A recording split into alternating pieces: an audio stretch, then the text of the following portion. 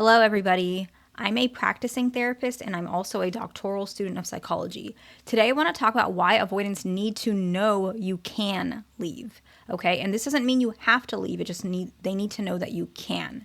And this is actually part of secure relationships as well. That's usually built into that relationship and the foundation of them. So, before we talk about how to contribute these aspects to your relationship, I want to talk about what I don't mean so that nobody gets confused, okay? I don't mean ultimatums.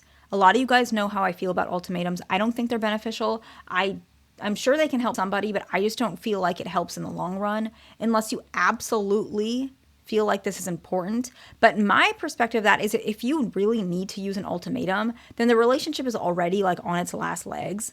And while that can resolve, likely, especially in the beginning years of the relationship, an ultimatum is just going to be feeling more manipulative and more pressured, and it actually may create a more hot and cold dynamic, typically, off and on dynamic, sorry, comparison to an actually long-term healthy relationship that doesn't have any of those issues. So that's my perspective on ultimatums. The next one that I don't think is what I'm talking about, and I don't think you should do, is not talking for weeks on end or no contact to make a point or to make them know that they hurt you. So it's almost like punishing them. And this one really does not help at all. And I'm going to explain why. If you are going no contact for another reason, I'm not going to really speak to that because a lot of people regulate themselves in different ways, okay? I don't really know if it's the best. I don't think that's healthy for relationships, if I'm being honest. All you're doing is introducing, like if you want to be with that person for a long time and you've already done this, you're introducing a lot of unhealthy dynamics. Like I don't feel like relationships are going to last if you keep putting more and more separation into that relationship. That's just, it doesn't, to me, it's like you're choosing to not communicate instead of communicate, right? And a lot of people who do this, it's because they don't communicate very clearly and directly. They tiptoe, right? They say, oh, I said that I was mad at them, but I said it in like a nice spaced out way. You don't have to do that all the times. Before you go no contact for like 10 weeks, say something very, very clear and direct first to try it. Like directly, even if you feel like it'll hurt their feelings, that'll be better than you doing this because by doing this, you're adding and introducing uncertainty in the relationship and you're already getting used to not talking to each other. You're more likely to break up instead of stay together if you do things like this. But anyways, we're going to talk a little bit more about it. The reason why this can also affect the relationship is if you're doing this to prove that you got hurt or they know how they hurt you, whatever it is, what can sometimes happen is they regulate themselves by sometimes not contacting people. I'm not saying that's wrong or right, but they're doing that for a reason that has nothing to do with you. So when you're anxious, let's say you're an anxious attached individual and you text them multiple times, you're doing that because of your own anxiety. Yes, they probably are triggering you, but you would do that. You've done that in other relationships before, right? Some of you guys, you do that with other things as well. And you're not trying to say, oh, I'm going to text you multiple times to ruin your day. No, you're feeling uncomfortable in your reaction to that feeling. That's the same reason why avoidants sometimes don't respond to you or contact you. They are feeling triggered, they're feeling uncomfortable, and the way they manage their triggers is they shut down or they decrease connection momentarily. Same with you. It's not like you're going to feel anxious every moment. You're not texting every second of the day.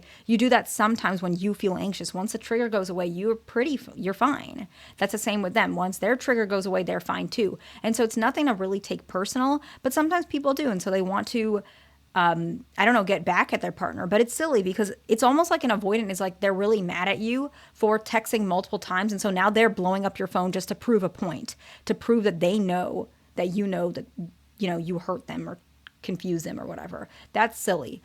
So that's something I'm not talking about. The next one is leaving even when you don't want to because you feel like it's the only way they will change, okay?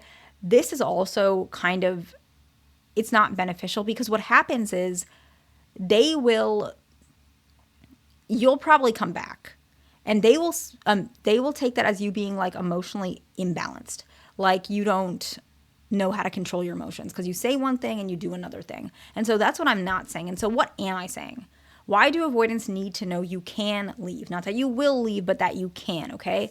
It basically shows the main point of this is that the relationship is not built on fear. It's built on mutual trust and the fact that you believe that the relationship has benefits for both you guys. That's why it's important to know you can leave. Not that you will, but they want to know that you don't stay because you're afraid you can't get better, right? Because that's offensive to avoidance, and it's probably offensive to you too if they stayed just because you're good enough. When something comes better along, you're going to leave. They're going to leave you. You wouldn't like that either, okay? And so ways to kind of put this into your relationship is you ask for what you want clearly, because it shows you're not afraid to have difficult conversations. Of course, within reason and moderation. But this is really important. And secure couples do this. When they need to do this, they do this. Reasons when you need to do this. Let's say something really bothers you or really makes you uncomfortable. This is something that you would do right away when it happens. I've mentioned a little bit about my relationship, and like, he was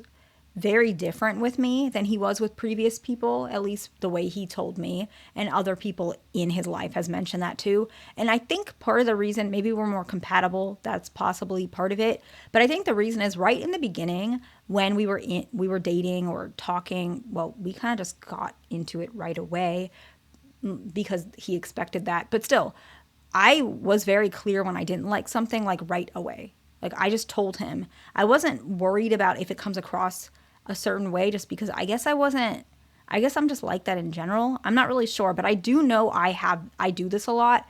If he said something that bothered me or annoyed me, I would say, I didn't like the way you said that. Maybe you didn't mean it like that, but to me it came across as A, B, and C. Right? And then he would just be like, okay, I'll work on that. And I don't think everybody is comfortable doing things like that. I just am, for whatever reason. And I think that helped because, as I told you guys before, he used to be a person that would go days without talking to people, but he's never once done that to me. I've never gone like 4 or 5 hours without talking to him, or maybe 5. I don't know. We usually check in. Maybe it's just natural. And that's just the way it's always been. But I think that part of it is because if there was anything that he did, that would annoy me, I would tell him directly, and then he would know exactly what to do. There's no guessing. And I think this is important. The next one is you add value to the relationship beyond just companionship, such as new knowledge, respect, and collaboration. You guys talk about new things. You talk about all sorts of things. And if you guys are in a long-term relationship, you guys probably already do this without realizing it, but you guys talk about everything, right? Your finances, your job, your friends, politics, the economy, business, whatever you guys like to talk about. Those things are pretty common. I just gave some examples of my own relationship, but whatever you guys want to talk about, you can kind of collaborate and talk about those things. The next one is you build more rapport and trust before asking adjustments in the relationship if they say no. So an example is, let's say you say that you want to go on a trip together and they say, okay, I'm not ready, I'm not sure, or I don't know. Let's say they say that. You can wait a little bit before bringing it up again. Building trust, not talking about it, maybe for a couple months, maybe a couple weeks, depending on your relationship and your style of communication. And then you bring it up again, and you can even mention the benefits of why you think it's important. The next one is you don't want to do things that they can do for themselves, that you want them to do, okay? Because then you're going to resent them, and then they're going to feel more unlikely to do it. So let's say you want them to schedule a date. You tell them, I want you to schedule a date. I want you to do it this way. This is the places I want to eat. This is what I want you to wear, whatever. You can be as specific as you need to, because sometimes it'll help them, especially if they don't really know what you want. This is really important because then they can use that in the future. Tell them you want them to schedule a date next week, and then you can tell them your schedule and let them do it. And if they don't do it, you can ask them, maybe after that week, right after you said, I want it at this week, maybe Friday or Saturday or whatever you consider the week's over, tell them, I mentioned that I want you to schedule a date and you didn't do that. That was my expectation. I'm disappointed. Can you please make sure to schedule a date next week? You can mention that. Or you can say, is there a reason that you weren't able to do that? And if so, what do we need to readjust? So that's really important because these things it makes them feel like you are a person who's not afraid to upset them, and you can communicate in a way that the relationship is built on something more than fear. And so you can leave if you want to, but you stay because you want to stay. That's what this is kind of building in. So you ask them for what you want clearly. You add value to the relationship beyond just companionship. You build rapport and trust before asking for adjustments if they say no. And you let them sometimes show you and prove to you they can do what you're asking. I hope this video is helpful to somebody. Please like, subscribe. I'll see you in the next one.